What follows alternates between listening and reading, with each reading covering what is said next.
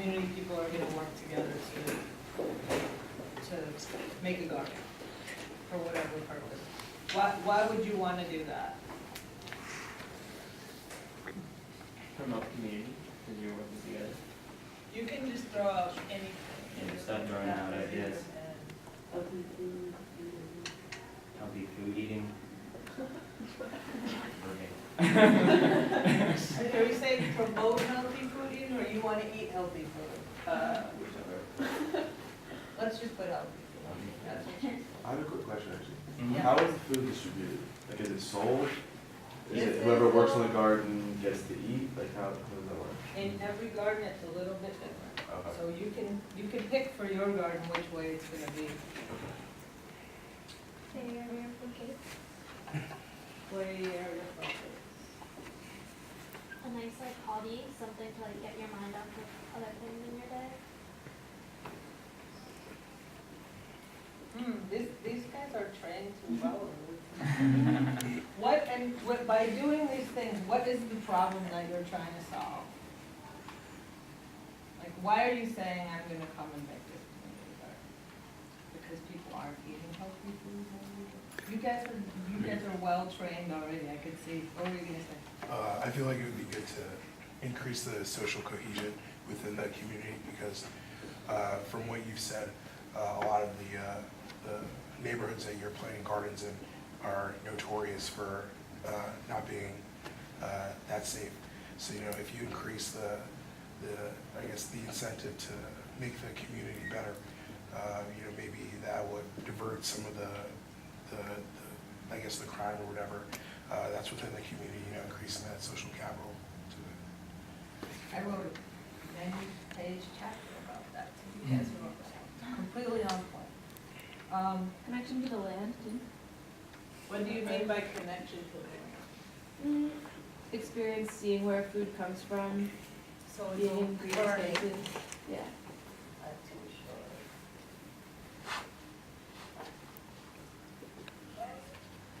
So we're gonna skip a step because you guys are too good. What I wanted you guys to say, which is what usually happens when you're not at Middlebury, you're not in the social entrepreneurship program, is combat because people are poor, because people are hungry, because children are obese. Usually, when you go with an ordinary, not so socially aware group of people, people automatically identify the things that are wrong. And you guys, just from your first 5 things you put up there, are already identifying the positive things as opposed to looking at it from the negative side. So you get A+, and you get to move to the next level. So for example, like a lot of times I'll do this, and I'll go, actually, I'll just say the mayor of New York's office does that. They don't say promote healthy food eating, they say combat childhood obesity, right? So you're automatically making a stigma by identifying the children who are obese as a problem, as opposed to saying, we're providing an alternative, or we're showing a healthy model. And unfortunately, this is still the way most city planners think. Because there's funding to combat childhood obesity, so we're building gardens right now under a program that's called Obesity Task Force, and I'm like, what does that mean? You know, it doesn't make any kind of sense. So let's, unless somebody else has something they want to put up there, Just giving people a space to be outdoors. exposure to the outdoors. Especially, well, we'll do that in the next part. Yeah, I ran into this issue when I started a garden in the South Bronx about 2 years ago, and fellow classmates and I, we kind of antagonized the supermarket that was right across the street from the garden, blaming it on the rodents and the poor garbage control, instead of seeing how it could benefit us in hopefully partnering with them. You know, and because of that, we've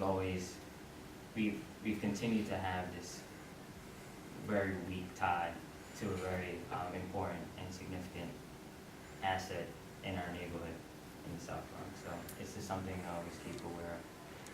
I think we should put the thing up because your circle is too big.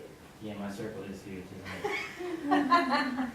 think a really big community Well, let's garden. put this up and then we'll have all the space. Okay. It's a nice picture, but it doesn't have to be there. That's, in a farmer's market in a community garden that we have.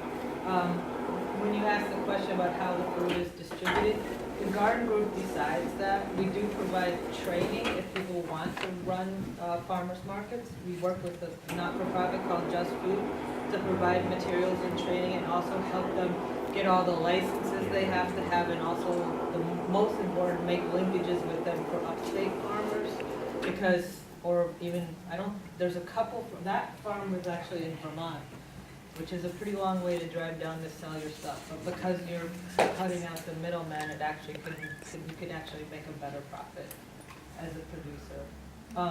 And then most gardens, the most laissez-faire or whatever model is people just give it away.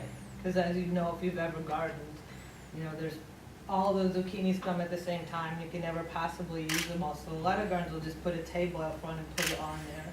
Some gardeners will walk around with whatever is extra and distribute it to specific people.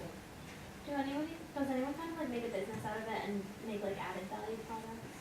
Or added value parts, yes. Not as many, partially that's actually pretty interesting related to the food hub project that we just saw, because the main reason why there aren't very many added value products is because there aren't licensed kitchens. It's very expensive to get access to the kitchens, so community kitchens are a big issue. But there are some people doing added value products.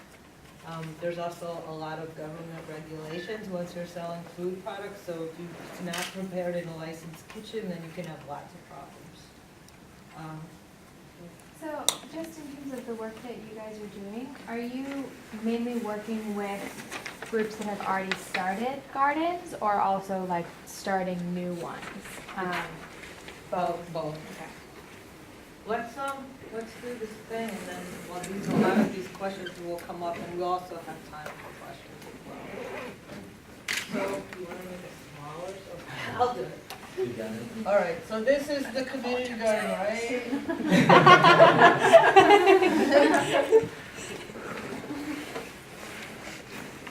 Or the community garden project. I just hope there's a lot of things you have to draw next to it, right? Okay, so let's go through some of the things that you brought up. Okay, so who do you want to reach out to?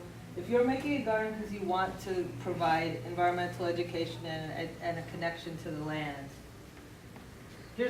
I'm in my garden right now. Where am I going to find my target audience for that? Who am I going to go talk to? You can go to the local schools and try to recruit kids to come help. You could do this away. I guess. Wait, sorry, can you repeat the question again? Oh, I'm saying, okay, I'm just going down things you put up. So one person said one of the things you would want to be trying to accomplish is Okay. a connection to the land and education. So I was saying, where are you going to find your audience for that? If you just are standing on your vacant lot by yourself or with your friend that is doing your project with you, that's not a community garden yet. That's I'm trying to get to that next.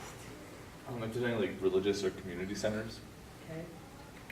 Put churches and community centers separate, or whatever. Faith-based organizations and community centers. Yeah. It's that is okay. true. Just And we have a few mosques and all. I mean, yeah. Thank you. We're actually like this all the All the time. It's time. kind of sad. I was gonna say, sports teams. Yeah.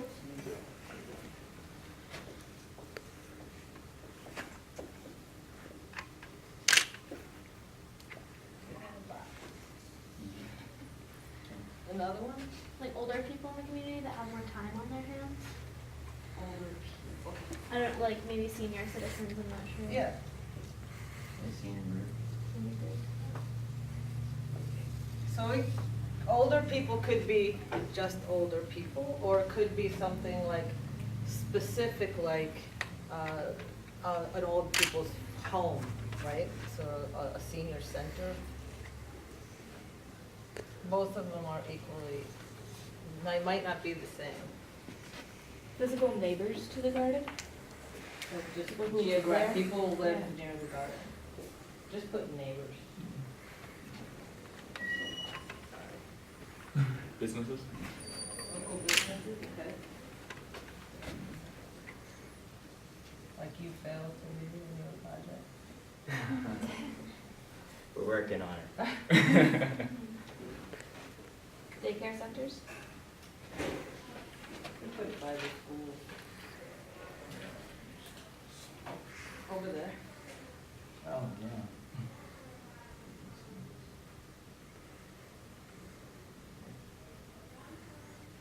Do you have public safety on there? Got any ideas about that? Teen centers? Teen centers? We don't have teen centers in the No. Oh, maybe we do. Yeah, I think. Teen program. Or like what we do, because we're part of the Parks Promise, try to do rec centers, because there's usually multiple people's programs in the rec centers. Unfortunately, there are not very many of them, they're not very well distributed. Any more? Any suggestions? Yeah, we got the police department, The precinct, the precinct. trust me, you wanna be friends with them. Cause something always happens, at least if you're in New York. Maybe if you make a community garden in a less dense place, you might not have that problem. But there's always something that happens.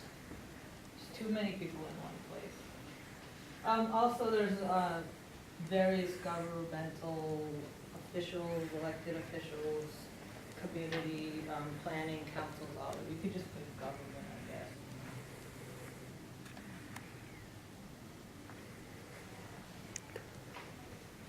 It's funny though. Okay, so this is what you're doing, right? These are all people that, I'm telling you, they're ahead. Like, usually, it would be, you're already looking at how these things go together, but let's talk about it. Okay, so you wanna have the garden to do something for kids. So you're gonna say, we're making a community garden, right? And you're gonna go talk to them. And you're gonna invite them to join the community garden, right?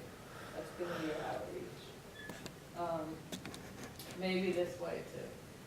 What we're trying to get you to think about as well, which you're obviously already thinking about, is that you're not just going to reach out to them.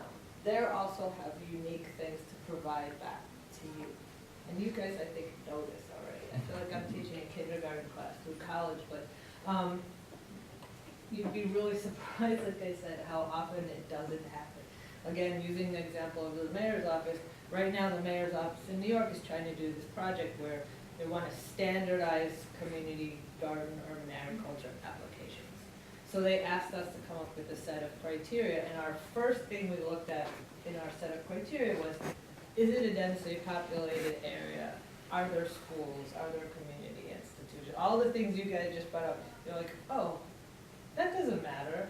Let's look at how big is it, and does it get enough sun, and is it a flat piece of land? There's like, this is so wrong. You don't understand the concept at all. But I think you guys are getting it. So take it to another level. She's like, What are you talking about? Anyway, no, but what she's talking about is also just, so how the arrows come back. How could I have had the supermarket work with the garden? yeah, that's perfect. Use that exact example. So he didn't create that arrow in either direction. I kind of disengaged from that network. Anyone? Yeah. So like if they had old produce and stuff that they didn't sell, you could have used it for fertilizer, Mhm. compost. Or compost. And that would actually also go this way then, because you would be providing them a free way to, or a cheap way to get rid of their, Disposed, yeah. where there's debris. Mhm. Yeah.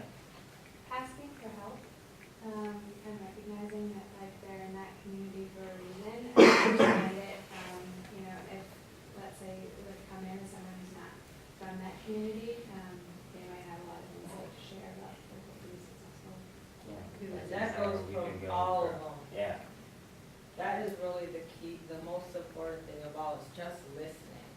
I mean, I don't know how many times we've had a group come in with all good intentions and plunk themselves down in the middle of a community and immediately have a huge backlash as being outsiders, because they come in with a complete plan. They already know what they're gonna do, they already know what their outcome is gonna be, they already know how they're gonna implement it. And they've never asked anybody in the neighborhood what they would like to see or how they would like to be involved in it, which is extremely problematic and still very hard for many people to understand. Unfortunately, especially funders.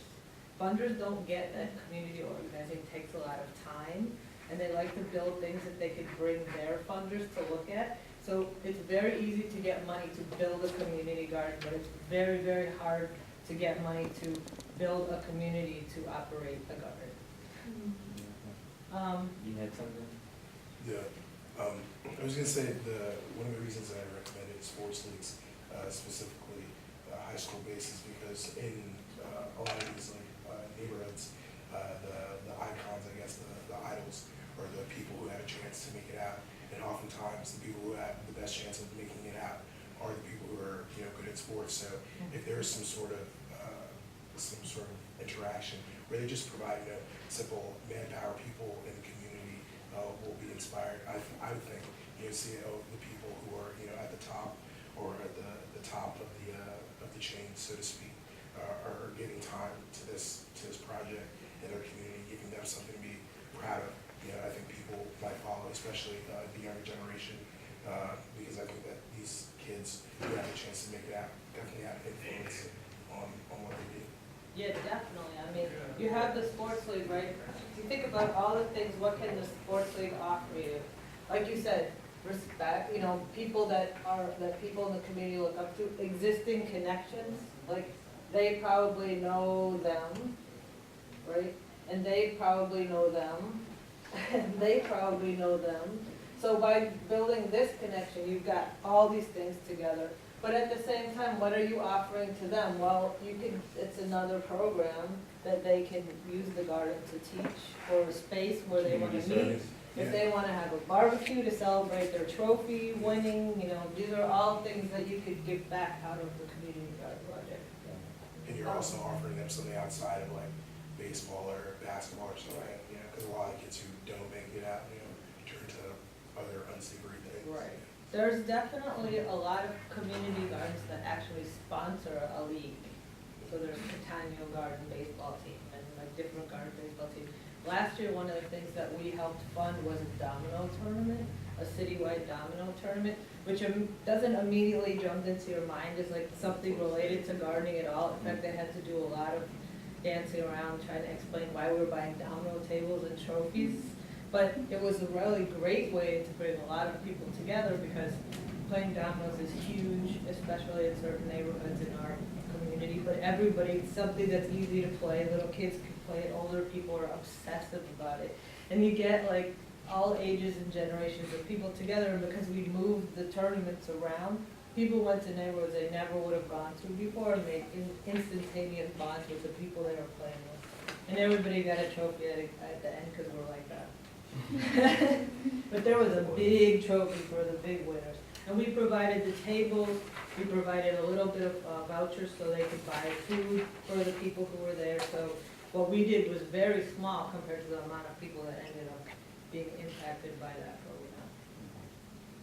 So we made connections with to the community garden and the other assets to it. But now, how can the assets be connected around this nucleus of the community garden?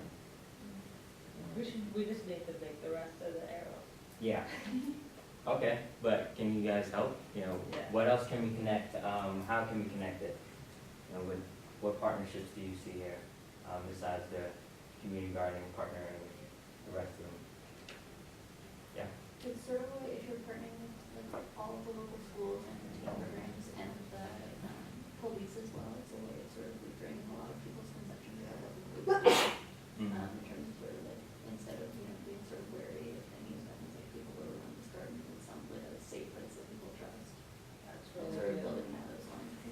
That's actually one of the things that the garden can do for the precinct better than anything else. You definitely need the precinct to help you out if you have problems, but you also give an opportunity for the precinct or the beat officer, or however it's set up in where you are, to come in a very non-threatening space as a guest and speak to all the people who are participating in the garden. So in that way, by going through here, they're gonna reach them, and they're gonna reach them, and they're gonna reach them, and probably them. And so the garden can really be a nexus of where you can have a whole bunch of people who, you know, when Officer Friendly comes to school, it's kind of scary.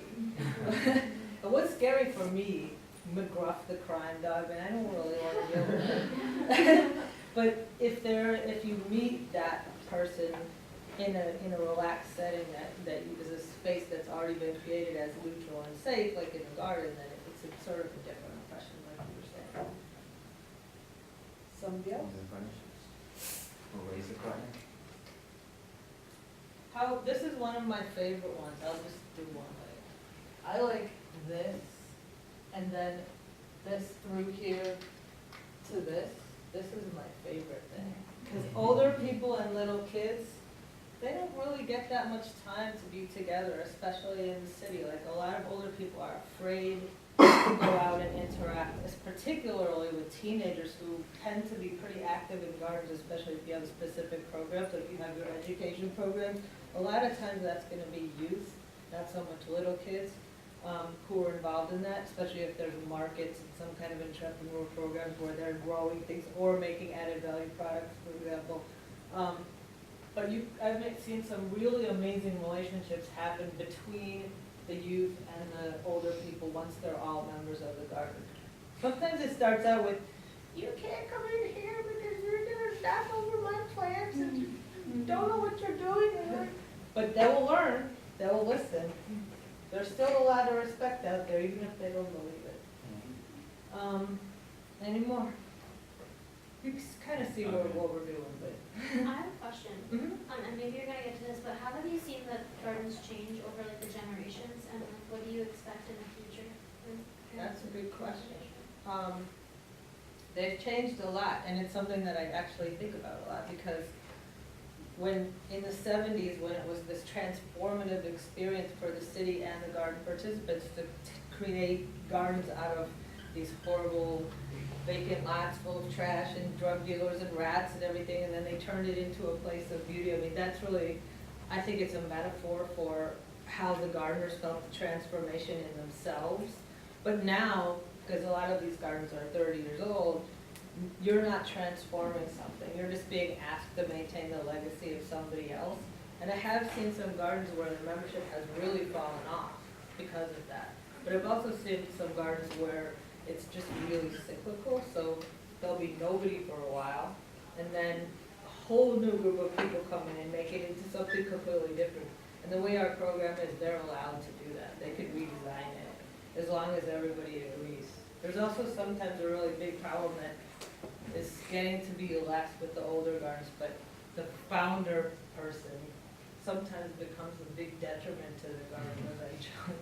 Because they did a lot and they're naturally very invested in that, but you have to gently encourage them that the fact that they're getting older and they really need help, and so they should reach out to people and make them do that workshop. And they're like, oh, nobody ever wants to help. I just have to do everything myself, so don't tell me I have to let more people come in.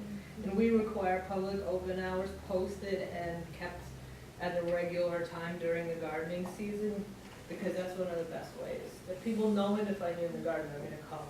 If they don't, they're never gonna come. It's not because they're not interested, it's just because they reflect. I think you get the point, but we still have some time, so. But before we leave this, I think also I've seen neighbors through community gardening re-engage with the government in ways that just growing up in New York, I've never been a part of, because I never had that outlet. But with all the political undertones that come and political requirements that come with community gardening, you know, it really re-engages the common citizen to be more active, you know, and to have a greater understanding of the political infrastructure that's out there in place to support all these community garden projects. That's definitely true. I mean, we like to say that we're secretly a citizen action, like, you know, development organization disguised as a horticulture project. Because many of the people who become garden leaders, particularly in New York, because there have been many times when the gardens were threatened by various genius mayors who thought they should auction off the property and other things like that. That is one reason, but also just because once you have a space that is owned by the city, but you run it, you automatically are gonna make a connection with your elected officials, because they're a source of funding, potentially. When they come to your events, you get more press, and you get to show off what you're doing, and, you know, there's all these reasons, and so we often find that the people who are most active in the gardens, that's also the people who are on the precinct community council and the community board, and you actually have two gardeners that actually ended up getting elected to the city council because they got so involved in politics that they ended up running for them. One of them not very successful. I mean, she got elected, but she was kind of a terrible city councilwoman. But hey, I don't think it was because of her garden background. I mean, it's kind of a, it's sort of a magical pure democracy in the gardens, because we don't allow people to discriminate against anybody based on any of the usual things. You're not allowed to people to discriminate against. I don't know that whole legal thing by heart, but I'm sure you guys know what I mean. But we also don't allow people to discriminate based on geography or some other, like sometimes people try to say, oh, this garden's only for our black. They're not allowed to do that. So you really get a mixture of every age, every ethnicity, every level of education, every mental state. I mean, and so people really have to work very hard to work with each other in order to be able to figure out how to get done what they need to get done. And we do a lot of conflict resolution, but over a long term, the gardens are still running really well after 30 years. So we might have some really bad moments for a year or two. He's having a few of those right now. Especially in neighborhoods that are gentrifying rapidly, it's very difficult sometimes. You get the new homeowners or the new people who came who just paid $1 million for their condo. They don't really want to listen to the salsa music in the middle of the night or at midnight, which isn't really that late for that neighborhood or being in New York City, but they're not having it. So we have a lot of those kinds of issues now, but sooner or later, it usually works out. I'm curious about the relationship between psychiatric patients who are growing some of the plants. And you said that there's like an opportunity for interaction between them and people who are then doing gardening. Does that get taken further, and is there any like inclusion of those people in the building of the gardens themselves? The patients in that particular program they're inpatients, they're not allowed to leave. So we do the giveaway from the psychiatric center, so, you know, I don't know if all the patients in the hort therapy program are at the level that they're allowed to come out and help with the giveaway and do tours, but many of them are, and that's sort of their goal. That's what they're striving for. But they're, at the point when we interact with them, they're not allowed to leave. But we do have a program that we work with that's at Rikers Island, the prison, and they do have a program for people who have gone through their whole garden program, which is a really desirable thing. If you're an inmate and you get into the garden program, you have to be so good. Like, you can, if you get kicked out of that, if you get in trouble for anything, you can't be in it. So and people really like it because they get to be outside and not in prison. It's so loud and horrible in there otherwise, you know, it's so nice to be able to be outside. It's on an island, it's in the harbor, but anyway, so there is a program for afterwards, people who get out, their sentences are done, they've served their time, and there's a program for them to actually work with the Horticulture Society, which is a not-for-profit we work with in some of our gardens. It's called the Green Team. There should be a lot more of those kinds of programs. I'm hoping that there will be, now that we're hoping change again, and not like Law and Order. So, yeah. Where is your funding come from generally? Our main funding is from Community Development Block Grants, which is federal. That's a little bit scary for us right now. But the city, I think at this point, the city has invested enough in our program, and the gardeners are political enough that I think if it does end up getting cut, it'll get replaced in the city budget from city tax money. I think it'll always be mostly government funded though. I hope it will. I'm a very pro-government person, I have to admit.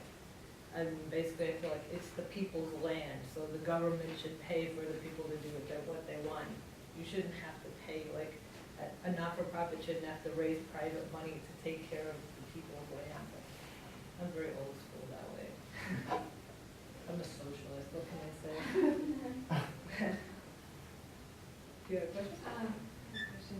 I'm wondering with sort of like the increased interactions with the government, how that's worked for people that maybe started these gardens before there was, you know, sort of like government intervention or government support, and like how that relationship is between you and your gardeners and the state, I guess, plays out. Maybe you feel like, I mean, it seems like you feel like that's a good thing that sort of being consolidated in some way. I wouldn't say it was being consolidated, and I don't know if I could really show, I mean, just my impression, I don't think I could actually demonstrate it by scientifically or anything, but a lot has happened with the city council in New York. One thing was we got term limits, and we have very good campaign financing, so there's a lot more grassroots level people actually able to run for those positions than there used to be. So the city council tends to be very grassroots based, organizing people, and very liberal.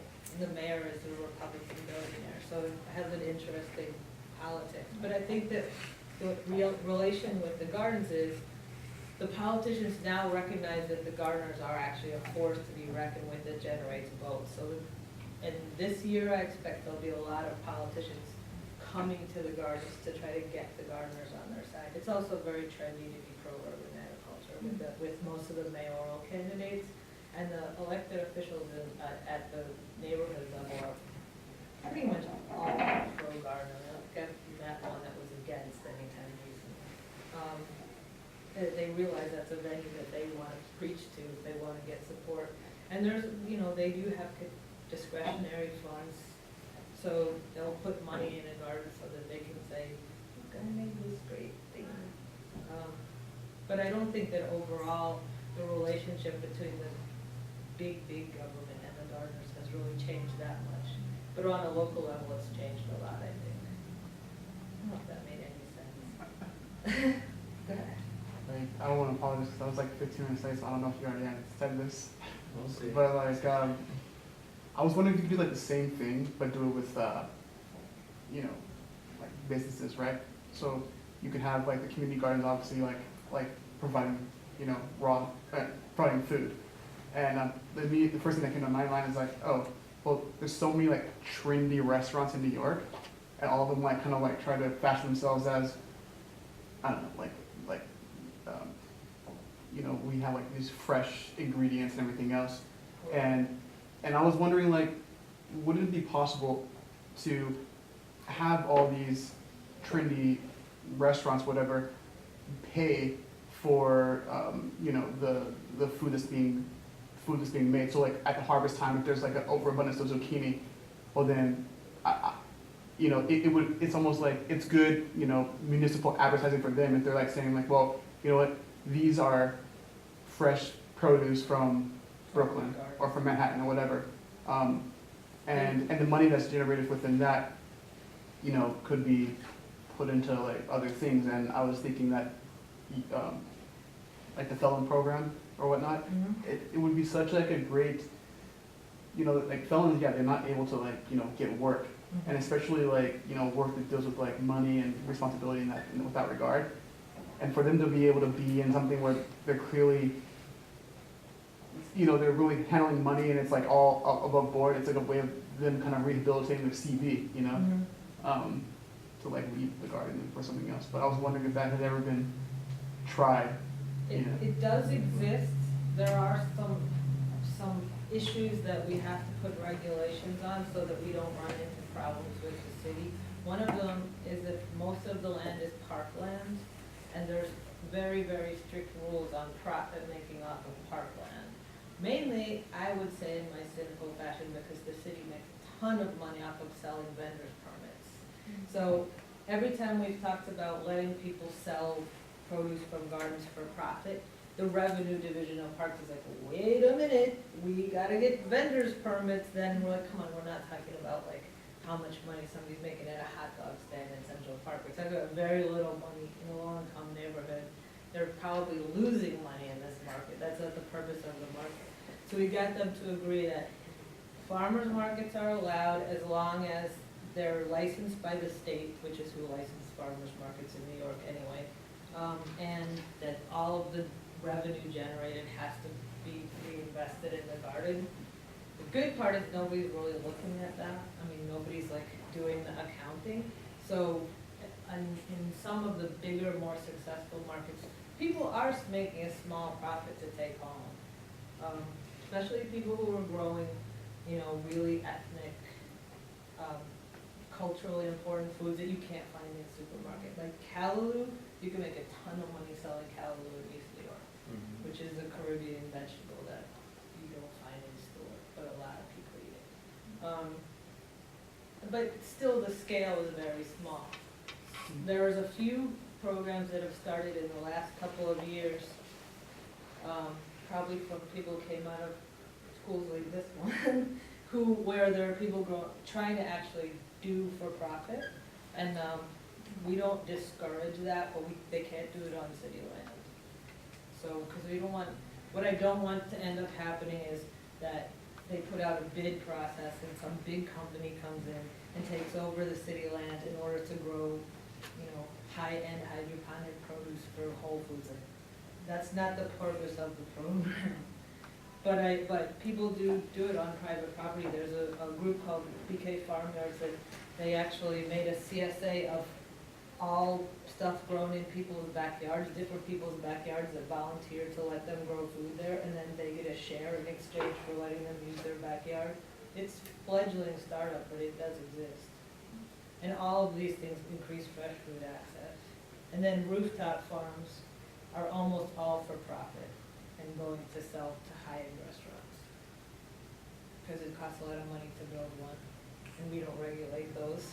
Like roofs go, you deal with yourself. What is the trust factor that exists in some of these neighborhoods while implementing the gardens? Because to some of these residents, I imagine that it seems like these gardens can be something to attract gentrifiers in order to get them out of the neighborhood faster. And what do you really have to, or what would you say to someone like that, or how do you deal with those trust issues? That's something that's only really come up recently. And it was mostly gardeners themselves saying, oh no, we gentrified ourselves out of our own neighborhood. I think that most of our groups the management groups of the garden originate generally locally to where the garden is. We haven't had a situation very often recently where a group of people or an organization that doesn't come from that neighborhood come into that neighborhood and make a garden, although I think that's gonna come. So I'm gonna be asking the same question as you. Yeah, I was gonna say, but as the connections increase to the precincts and the government, you know, that those are a couple things that aren't necessarily received well in low-income neighborhoods. You know? Right. Yeah, that sometimes comes with the whole benign neglect approach. It can foster some stormy weather among cultures within the garden, but you know, through my facilitation and support as a coordinator, I've had some success stories and also some negative stories. Those ones just aren't over yet. Yeah, and they continue to develop. But yeah, through trying to partner groups together that wouldn't usually partner or are timid in partnering with each other given the cultural, social climate in New York City. It usually happens that if we have what could be considered competing factions to manage a piece of property, that we are able to combine them into one group. It's sometimes kicking and screaming and takes a long time, but it usually does work in the end, because there's always something that one group has that the other one doesn't, and vice versa. What you were mentioning before about like various mayors who come in and try to like sell different properties, I wasn't really clear what you were saying about, like, I guess you were saying in the '70s there was some like sale of some sort of permit to be growing on like the land. Oh, But I know like in Philly, there's like people who just will like squat on empty lots and grow a garden, and I don't know, and I think in that case, there's literally nothing to stop anyone from just taking them off where they wanna sell it. right. Philly is actually an interesting case study because there never was a city program. It was always just run by a not-for-profit, and the not-for-profit went bankrupt, and so there was no lasting infrastructure legally to support the gardens. There's also a lot of empty land, so people are able to just go somewhere and go. In New York, when the program first started, it was like that, willy-nilly, because there were so many left, but the city was sort of smart enough to realize that, one, they wanted to have a handle on what was going on, and then they also wanted to encourage people to do it because it was removing eyesores, it was volunteers doing work the city really should have been doing. So they created this licensing program, and originally it was $1 a year. Now it's free, but it's still managed by our program. So in order to garden on any city-owned piece of land, you have to have a license, but it doesn't cost anything. It's very easy to apply for one. And that prevents them from just selling the land. If it's parks property, they can't sell the land. They can't. We have gardens that are interim gardens on housing department property, in that case, it can be sold eventually. We're about of time, aren't we? Yeah, I was gonna say, I know you guys have a lot of great discussion going on, but we started our break time. And so the next session starts at 3:30 workshops. All 4 of the sessions are gonna be exactly the same, gives you guys a chance to see something new. But our workshop leaders are gonna be around for a while if you wanna catch them during the break or after the workshop, if you wanna keep discussions going. But now a chance to go to the bathroom, get some drinks, coffee, tea upstairs. Also samples from Luna, a great social enterprise that started at Grab. You guys can have a little snack.